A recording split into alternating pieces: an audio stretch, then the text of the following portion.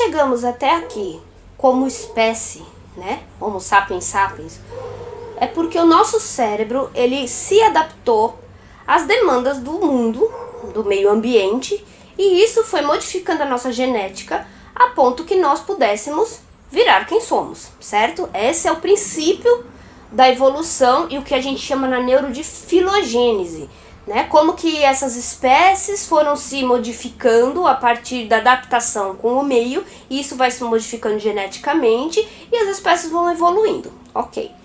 Nós só chegamos aqui porque nós começamos a viver em bando, né? Em algum momento lá da nossa história, né, da nossa pré-história, os hominídeos começaram a perceber que viver em grupo promovia muito mais a sobrevivência do que sozinho. Você tinha mais força para caçar, você, né, tinha mais gente para cuidar de você. Então, assim, até para acasalar era mais fácil. Com isso a gente conseguia perpetuar mais a espécie. Por que eu tô falando isso? Porque o cérebro social, que é justamente esse sistema neurológico, são áreas do cérebro mesmo que são específicas pra gente se adaptar e pra gente poder viver em sociedade, viver em grupo, ele é muito importante pra nossa sobrevivência, pro nosso aprendizado e pra nossa saúde.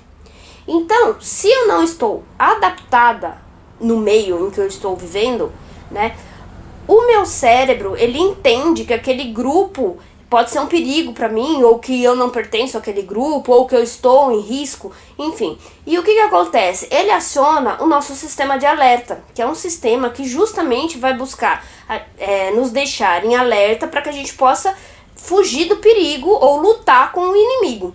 Se eu tô com o meu sistema de alerta muito acionado, muito ligado, digamos assim, eu não consigo prestar atenção nas outras coisas.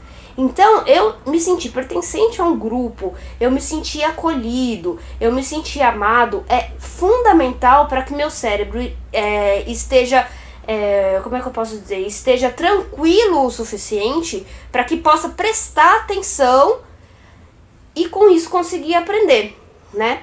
Então, assim, isso é muito importante para quem dá aula, eu sou professora, né? E isso é muito importante para a gente pensar como que é a nossa aula, como é que é o ambiente da nossa aula, como é que é dentro da sala, como é que é a minha relação com a minha turma. Porque se eu sou, por exemplo, uma professora extremamente autoritária, que fica pressionando, que fica botando terror na cabeça do aluno, que não, porque se errar uma coisinha, vai tirar nota baixa, e fica fazendo todo aquele terrorismo, este aluno, ele na verdade não vai se sentir pertencido a este grupo, que digamos assim, seja o grupo da minha turma, da minha disciplina, né? Vou ter uma turma naquela disciplina, ele não vai se sentir pertencido a esse grupo, porque ele vai ver muito mais o professor como uma ameaça do que como um líder que protege ele dentro do grupo, né? Então, assim, uma relação acolhedora, empática, né? Um professor que tem a capacidade de perceber que o aluno não tá mal, de bater um papo com ele,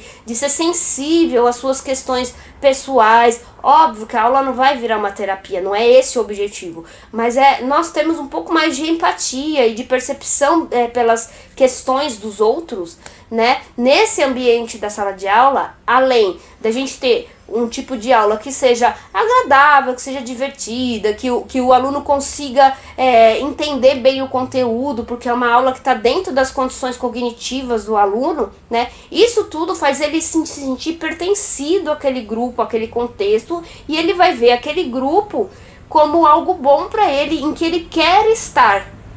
Ao contrário, se ele tiver medo desse grupo, ou por causa do professor, ou até mesmo por causa de outros alunos, né, o bullying, por exemplo, que é uma coisa muito comum dentro das salas de aula, né, que exclui, se ele tivesse se sentido excluído por algum motivo, qualquer motivo que seja, ele não vai querer estar ali. E isso sim vai acionar o sistema de alerta dele e que vai dificultar o seu aprendizado. Então é muito importante nós pensarmos na relação do grupo, na nossa relação afetiva com os alunos e dos alunos com eles mesmos, claro, obviamente, porque estamos falando de um grupo, né? Então é isso que eu acho que a neurociências pode contribuir para a gente pensar um pouquinho sobre esse cérebro social e a importância da empatia nas nossas relações e no processo de aprendizado.